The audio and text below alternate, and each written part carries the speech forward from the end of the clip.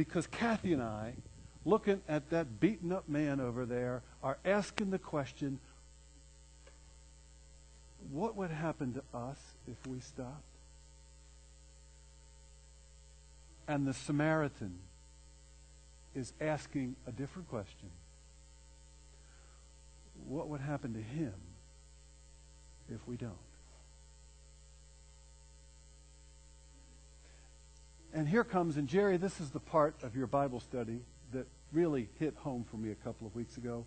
Might be the most important part of this story. Verse 34.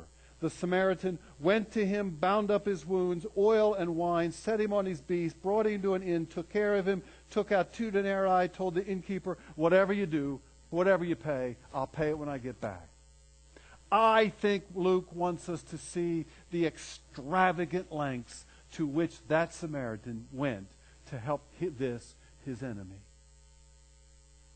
In other words, here is a Samaritan who loved this guy with all his heart and with all his mind and with all his soul and with all his strength. And he loved his neighbor as himself. Who is this guy, really?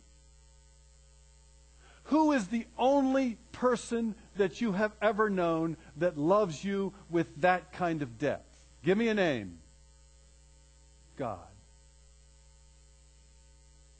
I think, folks, this story is not about us. I think at its heart, it's about a God who stops. Who cares for every last one of us with a depth and a height and a breadth that you and I can never imagine. I think this story tells us that God asks of us nothing that God has not already done for us. So the power of this story is go and do likewise. People of the Lutheran Church of the Resurrection, go and be that extravagant to Olivia and Habitat and Brumby and people you've never met. Go and do the same.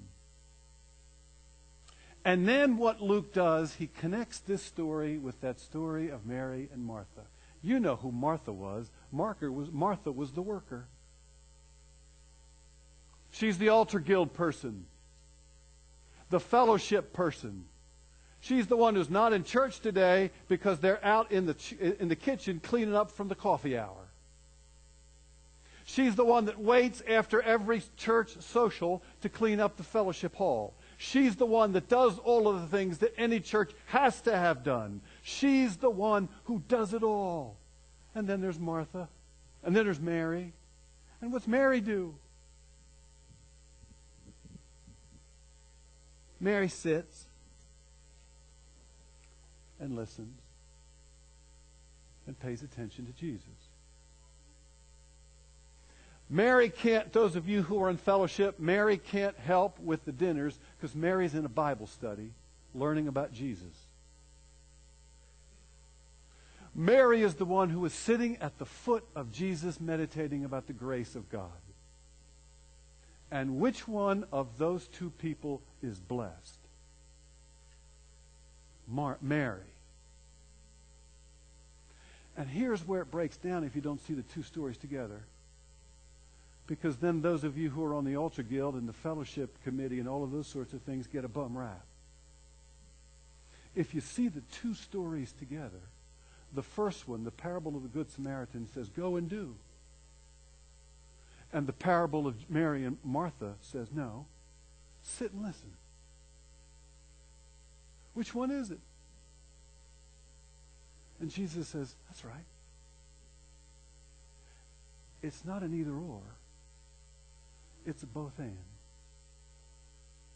There are times in your life when you better sit and listen. And there are times in your life when you better go and do. And your challenge is to figure out which one's which. Next Sunday morning, we're going to talk about sit and listen. And a new season for small group ministries in this congregation that will invite every single person here to deepen their relationship with Jesus. And then in 2 weeks, we're going to talk about go and do. About whether this congregation has the chutzpah to go out into that community and love that place as extravagantly as God has loved us. And what it would mean if we did.